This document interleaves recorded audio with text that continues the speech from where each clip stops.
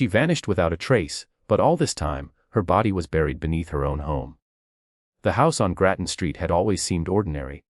A narrow hallway, peeling wallpaper, the faint smell of damp wood. But beneath the stairs, something was wrong. Something that whispered through the silence, like a memory that refused to fade. When Tina Satchwell vanished, her husband said she had left for a new life. No note. No goodbye. Just her car still parked outside, and her dogs left behind. Her clothes hung neatly in the wardrobe, untouched. Days turned into weeks. Weeks into years. But the walls of that house seemed to hold their breath. Detectives returned again and again, searching for a trace. Every creak of the floorboards echoed like a heartbeat. Until one autumn morning, a new team arrived. They brought machines, scanners, tools that could see beneath the skin of the earth. As they worked, dust floated in the sunlight like ghosts disturbed from their sleep. Then, one of them froze. His gloved hand hovered in the air. There was something beneath the concrete step. Something that did not belong. They began to dig. The sound of shovels striking cement filled the narrow hallway. Each hit sent vibrations through the old wooden walls. The smell of soil mixed with decay began to rise. It was faint at first, then stronger, heavier, like rot soaked in the air. One of the officers turned away, his face pale. Another kept going, his breathing sharp, unsteady. A shape emerged. Wrapped, hidden, forgotten. A silence fell over the house, as if time itself had stopped to watch. The room grew colder. Even the light through the dusty window seemed to dim. The officer reached down, his hand trembling. He brushed away the dirt, revealing what the darkness had kept for years. Under the stairs, in the shadows where no one looked, lay the truth about Tina Satchwell. The truth that had waited, patient and cruel. And as the officers stood there, no one spoke. Only the quiet hum of the machines, and the soft, dreadful realization that the house had been watching all along. The night after the discovery, the house remained sealed off. Yellow tape fluttered in the wind, whispering against the broken gate. Rain began to fall, soft at first, then harder, washing over the path where the investigators had walked. But no amount of rain could wash away what had been found. Inside, the air was colder than before. Each room seemed to hum with the weight of what had happened. The stairs creaked softly, though no one was there to step on them. The house felt aware, as if it had witnessed too much to ever rest again. Across town, the detective in charge sat alone in her car, reviewing the photographs from the scene. Each image showed layers of dust, decay, and silence. And beneath it all, the final resting place of a woman who had once dreamed of escape. She stared at Tina's smiling face in one of the pictures, the kind of smile that belonged to someone who trusted easily. Someone who believed in safety, in love. Her throat tightened. She knew this case would haunt her long after the paperwork ended. At the morgue, the silence was different. Sterile. Unforgiving. The remains were laid out carefully, every fragment telling a story of what might have happened that night. The pathologist worked quietly, his tools clinking softly against the metal table. He paused once, his gloved hands trembling slightly. There was something strange about the positioning of the bones, something deliberate. Back at Grattan Street, neighbors left flowers by the door. A single candle flickered beneath the steps, its flame trembling in the wind. People spoke in hushed tones, afraid to say too much, as if words alone could wake the spirit still trapped within those walls. And yet, late at night, a light flickered inside the window where no electricity remained. Some swore they saw a shadow moving slowly across the hallway. Others said they heard a woman's voice, soft and broken, calling from beneath the stairs. But when police returned to check, they found nothing.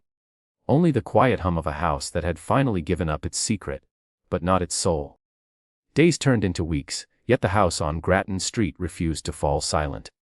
Reporters gathered every morning, their cameras pointed at the front door. Neighbors peered through half-closed curtains, still haunted by the thought that Tina had been there all along. The husband sat in a cell now, his eyes hollow, staring at the floor like a man who had lost his reflection.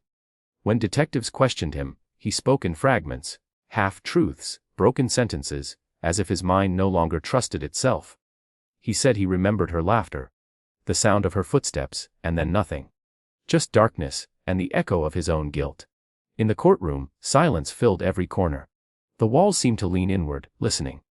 Tina's family sat together in the front row, hands clasped tightly, faces pale with disbelief. When the evidence was shown, The photographs, the soil samples, the remains beneath the stairs. A wave of quiet horror spread through the room. No one spoke, no one moved. It was as if the air itself was holding its breath. Outside, the house stood waiting. Windows boarded. Doors locked. But those who passed by claimed they could still feel something. A coldness. A heaviness, like the walls remembered the sound of her final breath. At night, the rain would fall against the roof, and the gutters would groan with the wind. Sometimes, in the dead of silence, a faint sound could be heard from beneath the stairs. A slow creak, a sigh, as if the house itself was mourning her. The story of Tina Satchwell became more than a crime. It became a ghost that refused to fade, a whisper carried through the streets of Cork, reminding everyone that some secrets never stay buried. And as dawn rose over the empty house, light streamed through the cracks in the boards, illuminating the narrow space beneath the stairs. The place where truth had slept, and where Tina's voice still seemed to linger, soft, sorrowful, and impossibly alive. Months passed, but the echoes of that discovery still clung to Grattan Street. The house, now abandoned, stood like a scar on the edge of town. Its windows clouded with dust, its walls heavy with silence. No one dared to move in. Not even the desperate or the curious. Children crossed the street to avoid its shadow. At night, stray cats gathered by the gate, their eyes glinting in the dark, as if drawn to something unseen. Some nights, a faint glow could be seen behind the curtains. A soft, flickering light. Like someone pacing inside with a candle in hand. Locals whispered that Tina's spirit still lingered there. They said she walked the hallway, her bare feet leaving no sound on the floorboards. They said she stood by the stairs, watching, waiting. And sometimes, if you listened closely, you could hear her humming a tune, a song only she would know. One evening, a young journalist arrived. He wanted to write a story. To see the house for himself, to understand what kind of silence could hold a secret for years. He slipped through the broken gate, his flashlight slicing through the darkness. The air smelled of wet wood and old dust. Each step he took stirred the echoes of the past. He reached the staircase. The boards beneath him moaned. He knelt down, shining his light into the narrow space where the concrete had been broken away. The hole had been filled again, sealed with fresh cement. But the air that drifted from beneath was cold, unnaturally cold. His breath hung in the air like smoke. Then he heard it. A sound, soft, low, almost like a whisper. He turned, the beam of his flashlight shaking across the walls. No one was there. The sound came again, closer this time. It was not words, but a breath, a presence. Something behind him moved, slowly, carefully, as if stepping out from the very shadows of the stairs. The flashlight flickered once, and then went dark. In the silence that followed, only the faintest sound could be heard, a whisper that brushed against his ear. A woman's voice, gentle, broken, saying his name. Though he had never spoken it aloud inside that house. Morning came quietly to Grattan Street. The fog hung low, swallowing the rooftops, and the house stood still, its windows blank and hollow. Police cars lined the road again, their flashing lights cutting through the mist. They had found the journalist's camera near the gate, its lens cracked, its battery drained. Inside were the last few seconds of footage he had recorded, a trembling image of the staircase, the beam of his flashlight swaying through the dark. Then, a faint outline, barely visible, the shape of a woman standing just beyond the frame, and then, nothing. Just static, just silence. After that night, the authorities sealed the property for good. No one was allowed inside. The doors were boarded, the windows nailed shut. But even then, passers-by swore they could hear sounds from within. A soft creak, a distant hum, like someone still moving through the empty rooms. In time, the story of Tina Satchwell faded from the headlines. The cameras left, the crowds dispersed, and Grattan Street returned to its quiet rhythm. But the house remained untouched, a monument of grief, and a reminder of the darkness that hides behind ordinary walls. Years later, ivy crawled up the sides of the building, swallowing the bricks like nature's slow forgiveness. Yet on certain nights, when the air was still, a light could be seen glowing faintly in the window. Those who noticed it said the glow pulsed softly, like a heartbeat beneath the boards. Perhaps it was only the reflection of passing cars. Perhaps it was the wind stirring old memories.